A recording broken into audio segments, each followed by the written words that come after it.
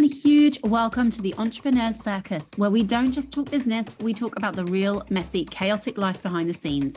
I'm your host, Charlotte Wibberley, ready to dive headfirst into the sea of highs, lows, and everything in between that comes with being a parent running a business while also wrestling with the other curveballs that life throws our way. So grab yourself a cuppa, or better yet, pour yourself a gin. It's time to gear up for raw, unfiltered chats with fellow business owners navigating the high wire of being a CEO, the juggling act of parenting, and the merry mess that accompanies it all.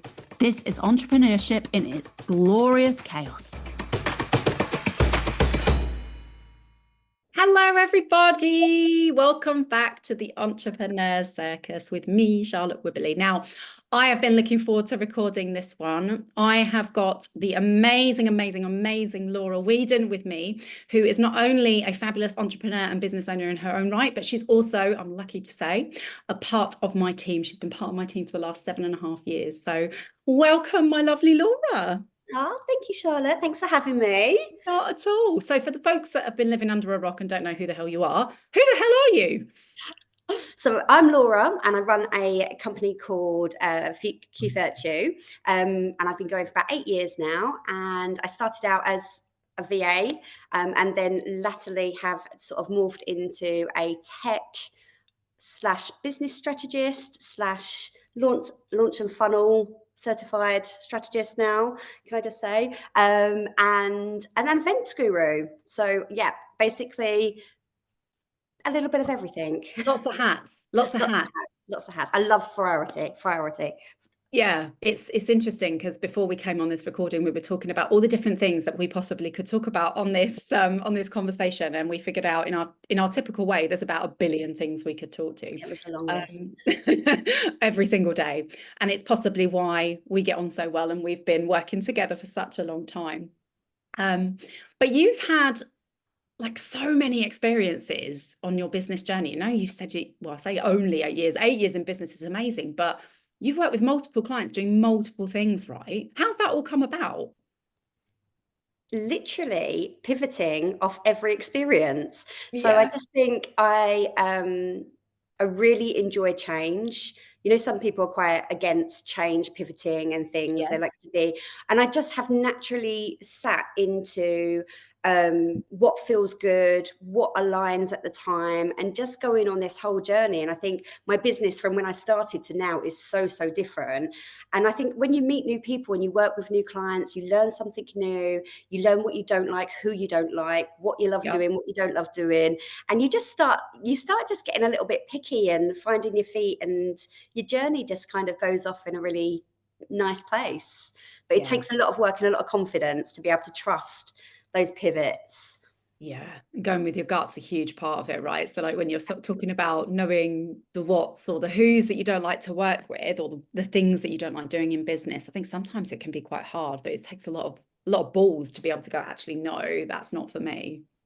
Absolutely. Yeah, absolutely. And and sometimes I think you can push through those red flags and those barriers to think it's all right, it's fine, it'll get better, but it never does. It never does.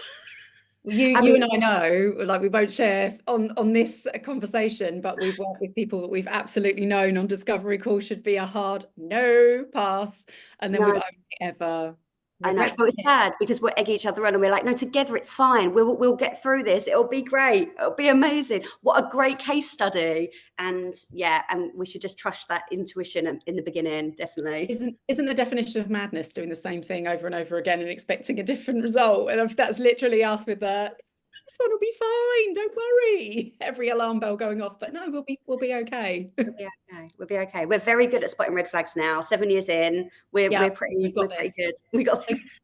It's taken us a bit of time, but yeah, it's interesting, isn't it? Because I feel like one of the things that we do really well together, and it's really important, I suppose, with everybody that's listening that are running a business, is that ability to pivot, or actually, we were saying in a more, I suppose, relatable way, when the shit hits the fan, to be able to really like double down and get the stuff done. Yeah, I think there's very few people out there that actually can do that.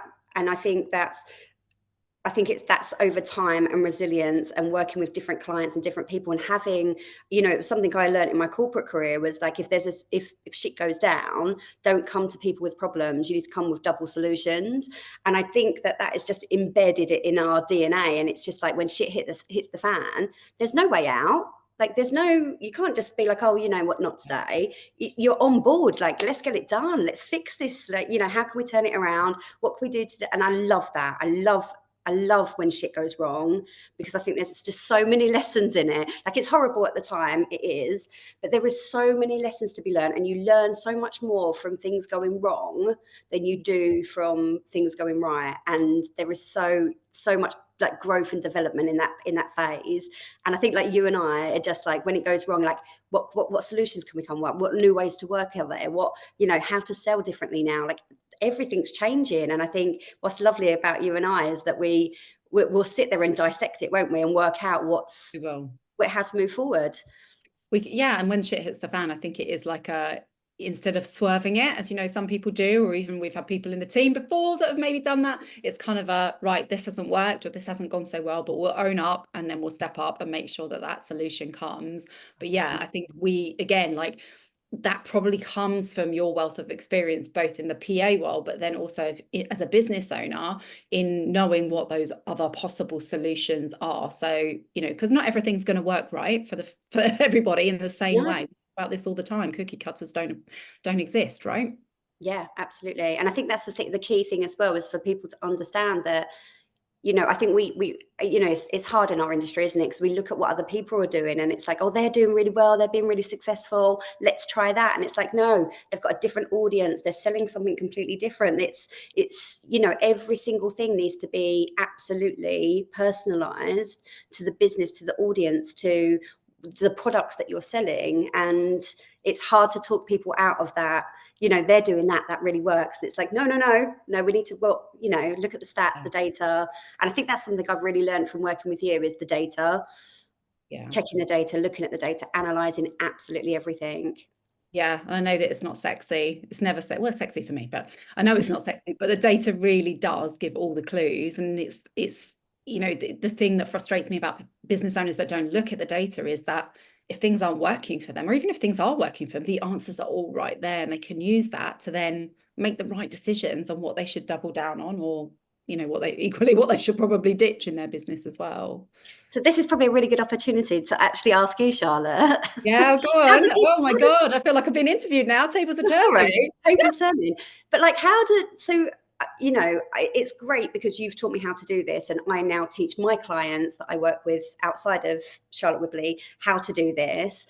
But like, what would you say to a business owner that's almost like, oh, that's not my bag, or that really scares me, like, but they know they need to look at it. Like, how can you get started without having a panic attack, basically?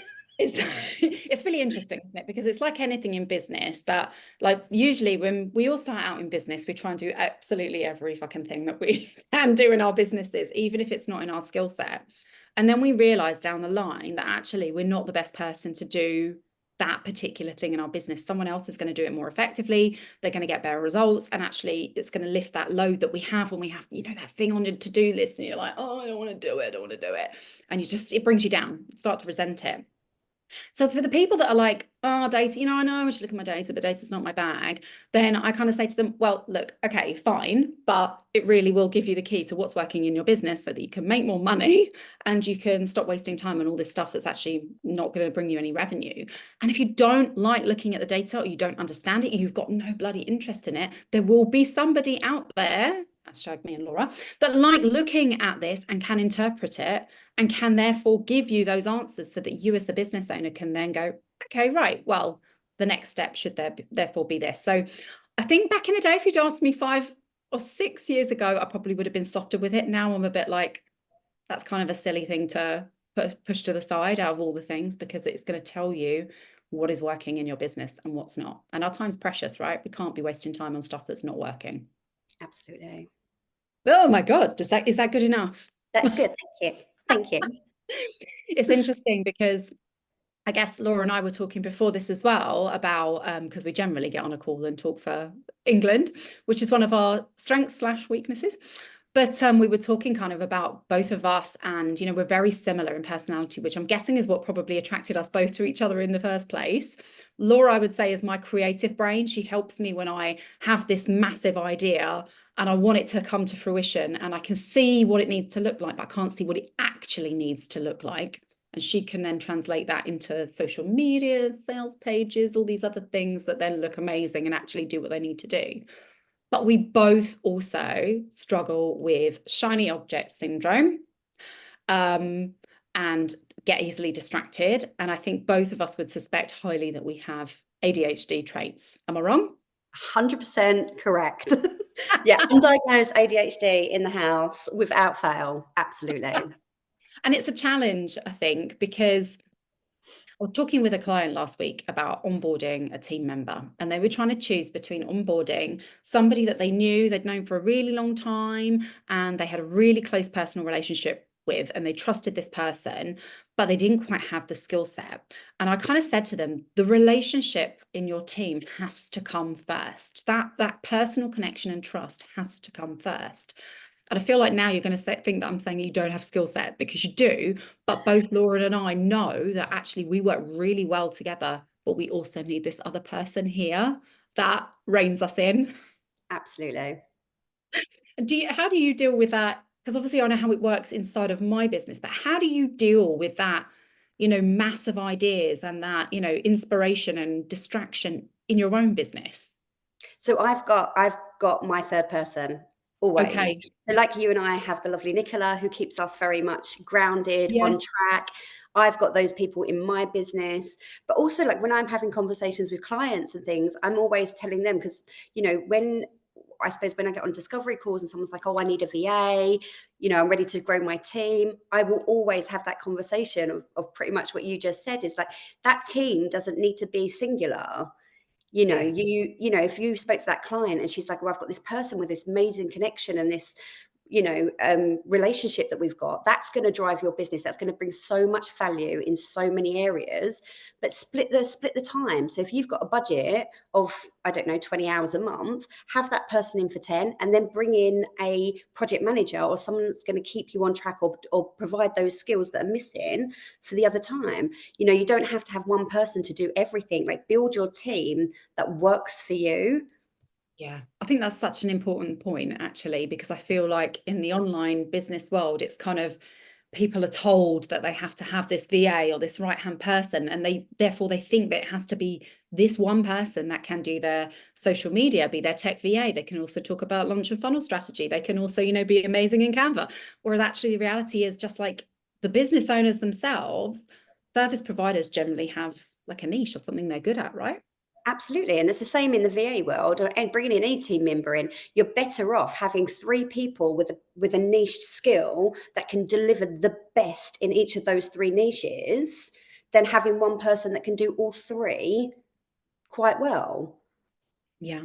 Yeah, no, completely agree. I think it's better to have that sort of diverse team. And that I'm passionate about talking to people about building out their teams with people that fill the gaps in the business with the stuff that they can't do. Yeah. And also filling their business with people that do the same stuff as them, so that they can create these businesses that they can ultimately step away from and they don't have to be tied to it. And obviously I learned that the hard way when I was poorly a few years ago, and I had to rely on you guys to make sure that, which they did a fab job, to make sure that everything was still running behind the scenes. But you need to make sure you've got all those kind of different parts. Absolutely. Could you imagine if there was only one of us, though? And it wouldn't have worked. You've built a team out of what you've needed and all these separate parts, and that's what worked, and that's what really supported when you needed it. And obviously you've got your own team now. So one of the things that I hear from lots of service providers, but from virtual assistants a lot, is that they can never build their team. I can never take on other people because people only want to work with me. How have you found that situation, obviously, with you having a team of people to support you? Oh, I'm sorry to anybody that takes offense to this, but I had that same excuse for so long. And I think as a VA, I think we're generally, as a personality trait, people pleasers. We like to get jobs done. We give a lot of time and attention to things. So we presume that our clients only want to work with us. I think it's a presumption.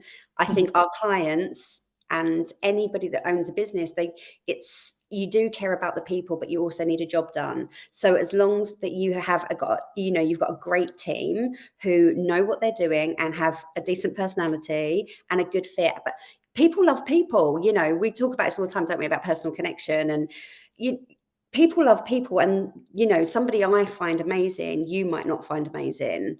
So there is a lot of, I don't know, factors around personalities as well as skill sets. But yeah, finding a really good team is absolutely possible. And your clients do want to work with your team.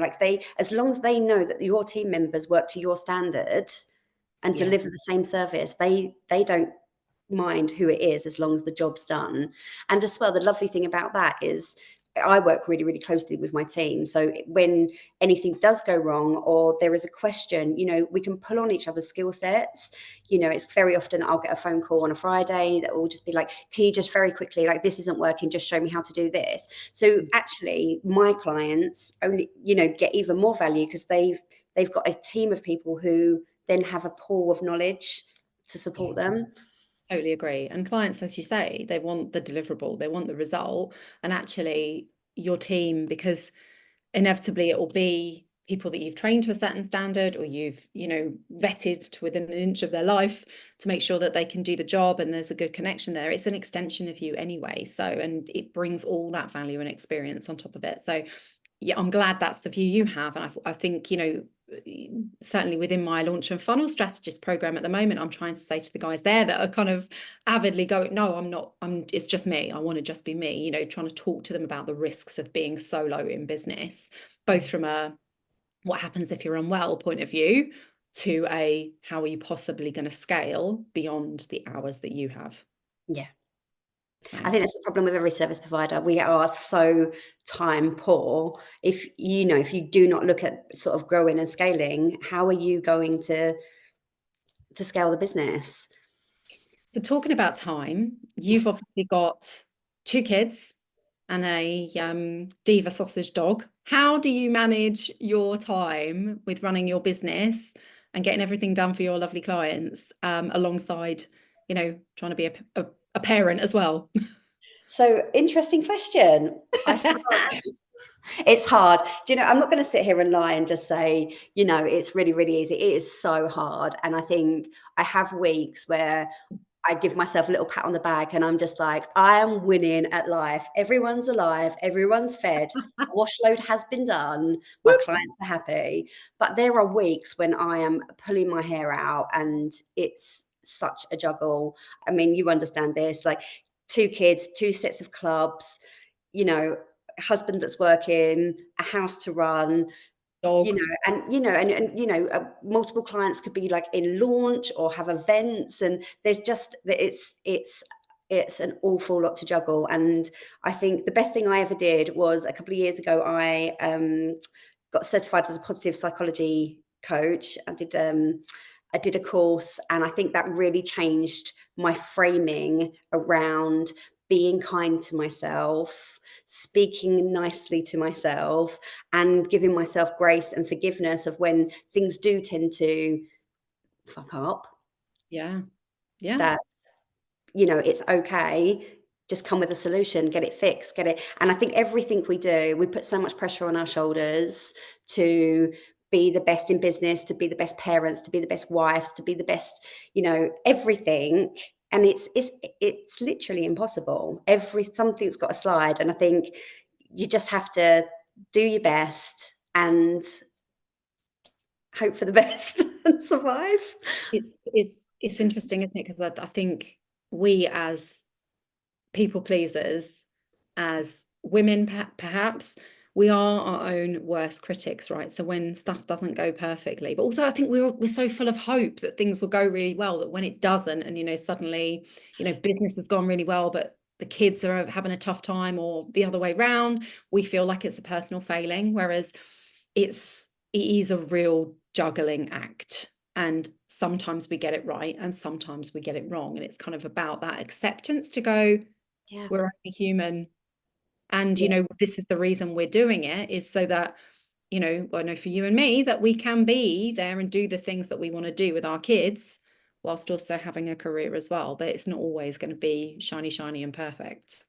Absolutely. It's not shiny, shiny and perfect. But I think the more that we show up as our like genuine selves and have these conversations, you know, I think it's hard, isn't it? Because on social media, it's you only give a snippet of the good stuff and not all the things that have gone wrong in the day or anything like that. So when it's hard, I think it's hard for people to feel like they're not on their own when things go wrong. I think we naturally give ourselves a really hard time.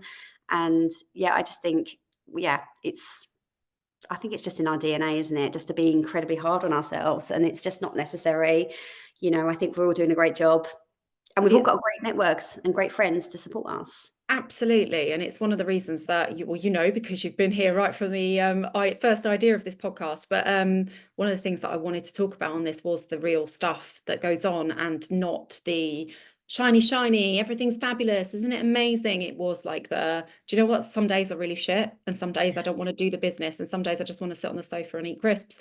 And, you know, all that stuff that goes on every single day for, I'm guessing, most people that run businesses and also juggle, you know, families or other priorities. I wanted it to be about those real conversations and for us to be able to go, you know, there isn't this, you know, amazing routine that suddenly solves all those problems. You take the rough with the smooth. Absolutely. So do you find, like, obviously that I know there's a load of different things you do. So you do creative stuff, you are a social media whiz, you're my social media whiz. But you're also big on events. Was that something you did in the PA world, or was that something you kind of came to as an entrepreneur?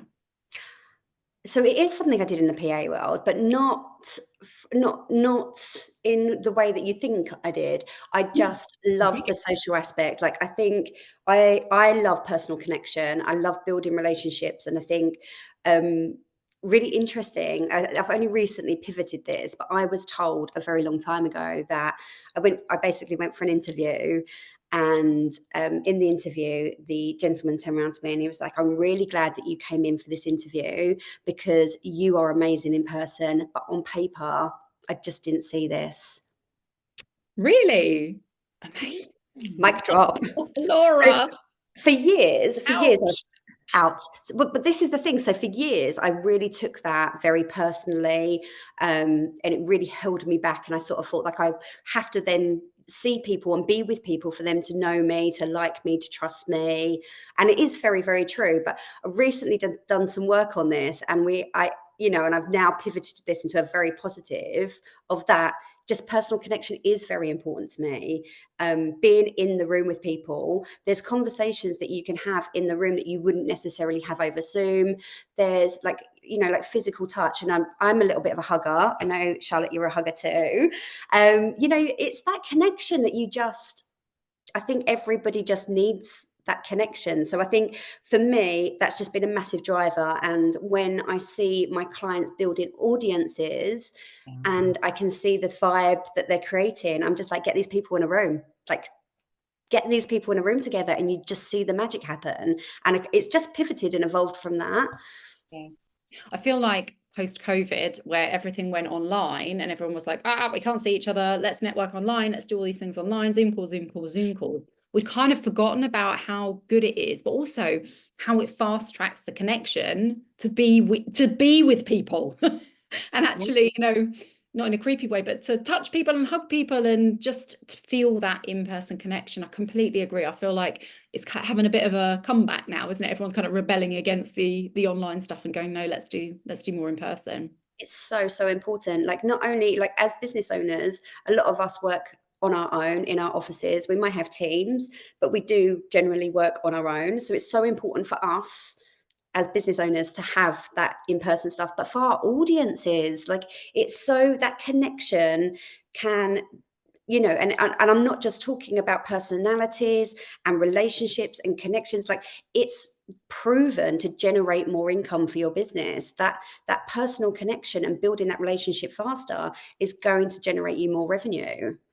Yeah, that makes so much sense. And yet we can start to do that and try to do that online. And some of what I do as a business is about trying to create that connection online, but it's just not a substitute for running or going to events and actually meeting people face to face and, you know, creating that spark, building that rapport, right?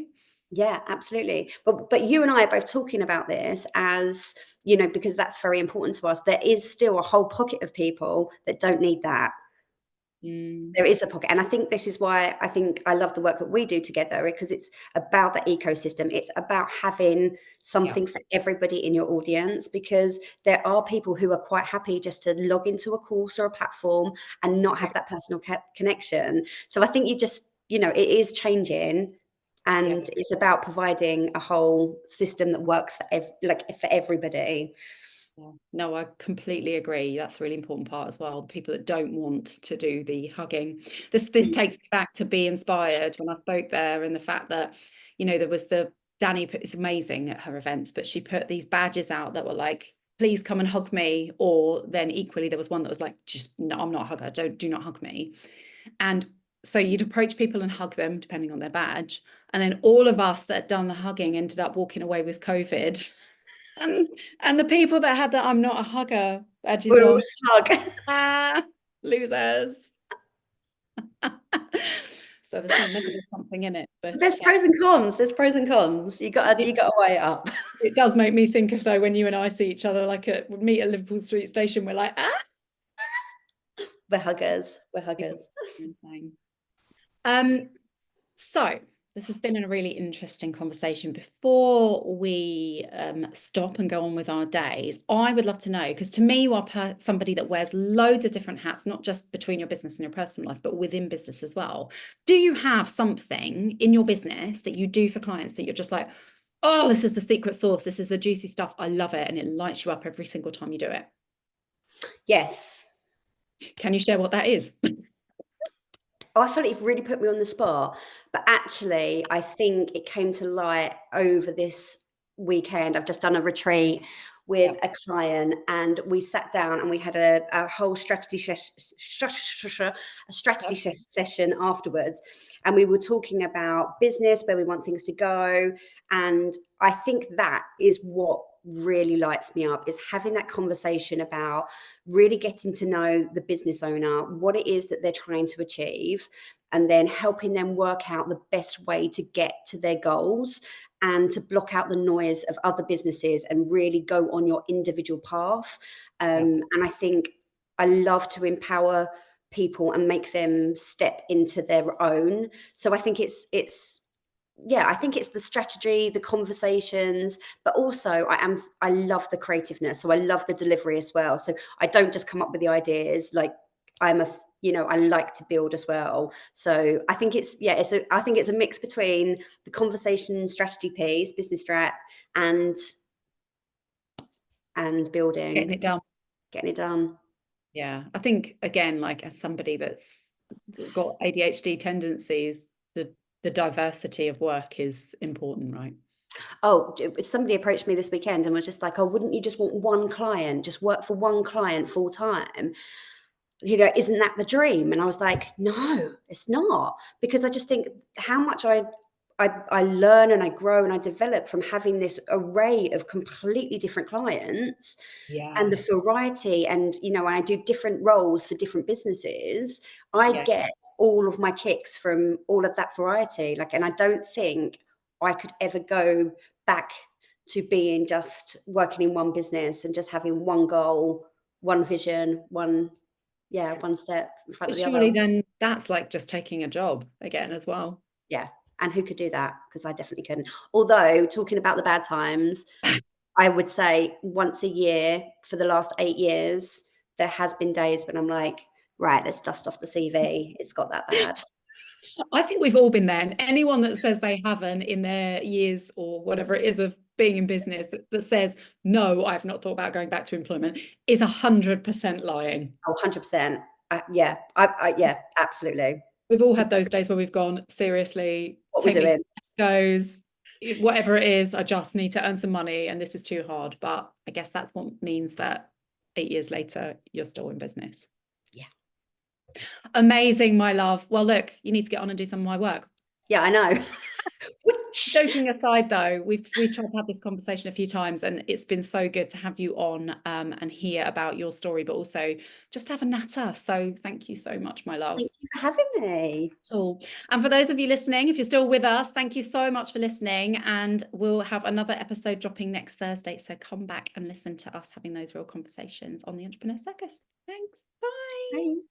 That's it for today. If something sparked your interest or you have a story that needs sharing, don't hesitate to get in touch. Details are in the show notes or just look me up on social media. And before you leave, make sure you're subscribed to be the first in the know when the next episode's out. Until then, remember, this is your circus. So embrace the chaos and keep juggling. See you next time.